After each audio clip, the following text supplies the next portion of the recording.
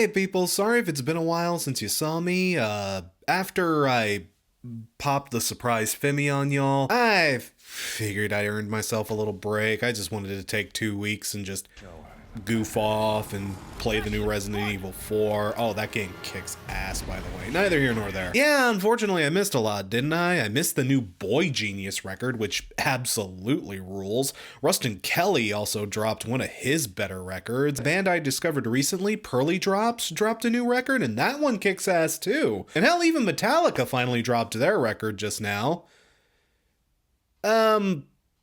Yeah, about that. Heyo people, and welcome to this review of the latest from Metallica, 72 Seasons. So it's been 7 years since Metallica released another album in Hardwired to Self-Destruct, or Hardwired to Self-Destruct, since that's what the ellipsis is for. I remembered really being positive on that album, but I also have to admit I probably haven't spun it since the year it came out. I have had very little desire to go back to it. Metallica have just been kinda lying in wait. Well, they haven't been totally inactive. You know, S&M 2 was a thing. They've been touring pretty relentlessly.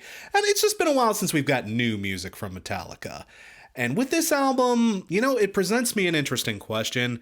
Because it's a question that, you know, it's probably going to piss off every Metallica fan that catches this, but does Metallica even need to be releasing new music at this point? And, you know, I only say that because Metallica, they went through the effort, the toil, the burden to write new music, to collab in the studio again, and they, I don't know, the short version, they basically just made another Hardwired to Self-Destruct, kinda, sorta. I don't know, it has a lot of the same strengths as Hardwired. Hardwired wasn't a terrible album by any means, but it also has a lot of that album's more or less flaws and faults too. One thing that's a positive across the board are Kirk Hammett's solos. They are always great to hear, and he shreds up a number on this. Like, throughout the whole album, Kirk is just losing his mind behind the fretboard, and he hasn't lost his touch even after all this time.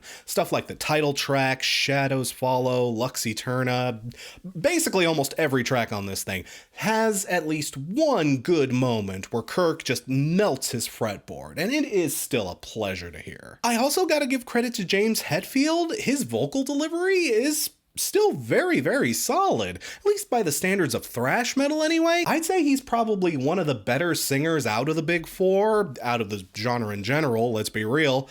And you know, even he hasn't lost much touch, especially in metal where it's so easy to just tear your voice to ribbons. The fact that James can still deliver a solid vocal performance, at least, you know, again, credit where it's due. He's doing way better than many of his peers out there these days. But the thing is, again, like I mentioned up top, this album feels like kind of a holding pattern. Like, it's honestly a bit kind of disheartening to see so little growth in 7 years. Man, this album really does sound like a sequel to Hardwired to Self-Destruct, and like, that's not in a good way. Again, like, it has a lot of that album's primary issues. The lyrics are definitely not very good on this one. Granted, Metallica has never been the most lyrical band out there. I mean, it's thrash metal, so your standards are pretty low, but, you know, I would argue that, at least in some cases, Metallica were an exception to that rule. I mean, they were plenty knuckleheaded too,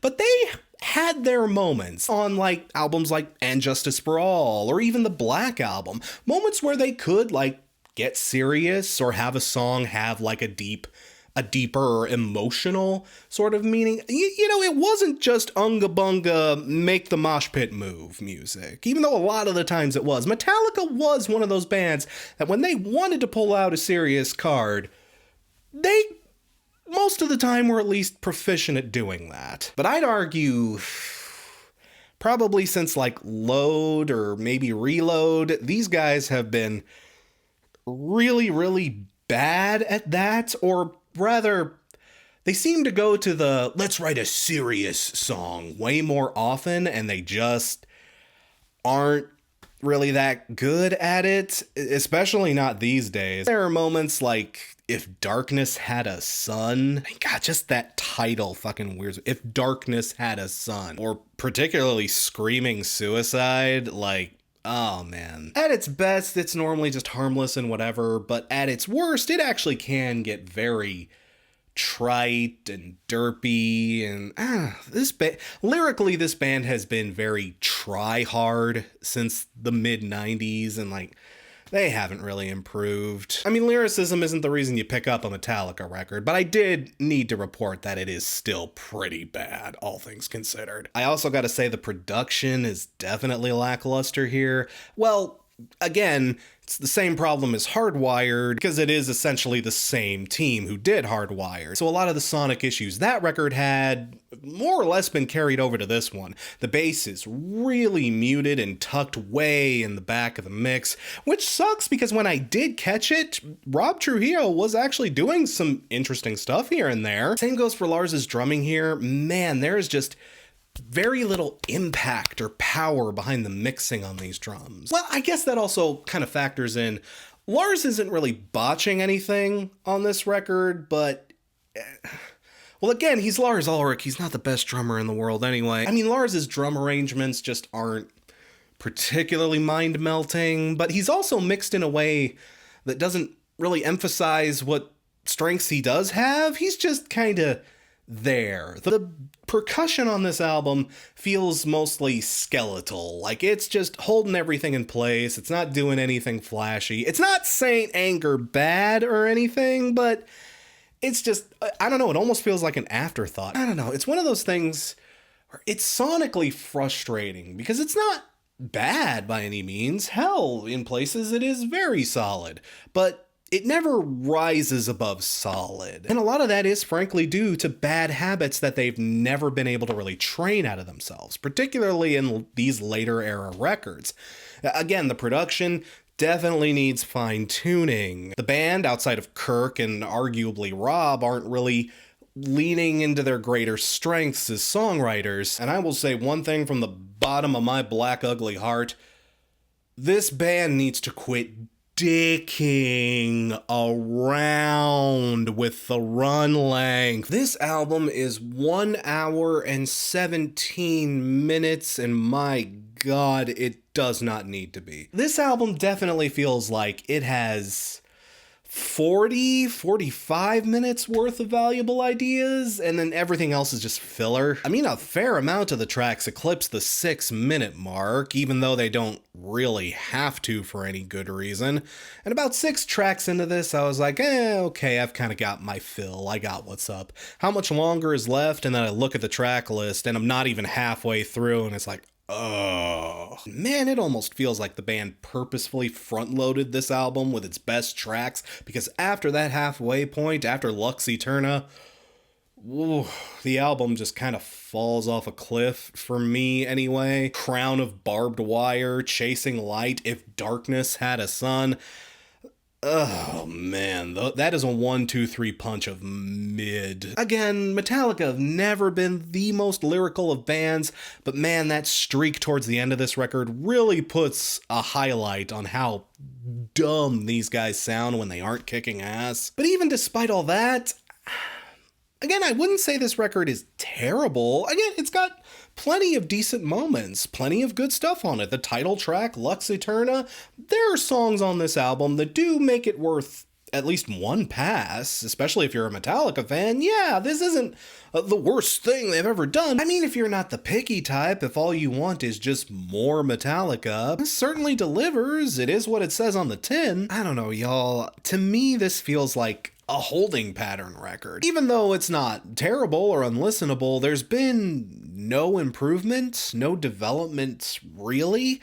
Honestly, it's kind of ironic that they went with a yellow and black coloring scheme on this record, because man, does this feel like a no-name brand Metallica album? It is Metallica.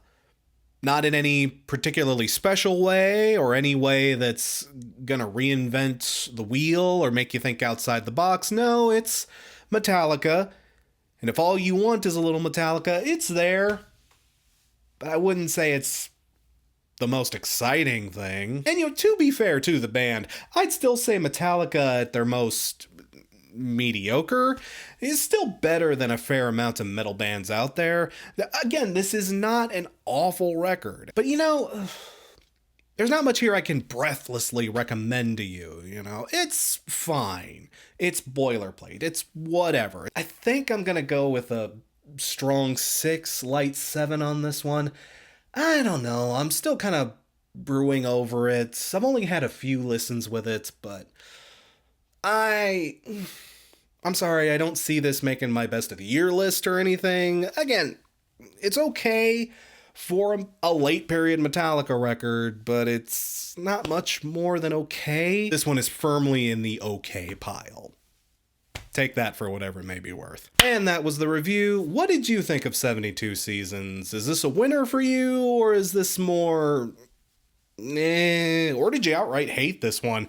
I know this one's been dividing folks kind of across the board, but feel free to let me know what you thought in the comments below. And be sure to catch Rock Coliseum over on Luke's channel this Wednesday, 8 p.m. Eastern Standard. Always a good time, always shenanigans to be had. I'll be happy to see you there. Until then, though, I'm Crash Thompson, and I'll see ya when I see ya.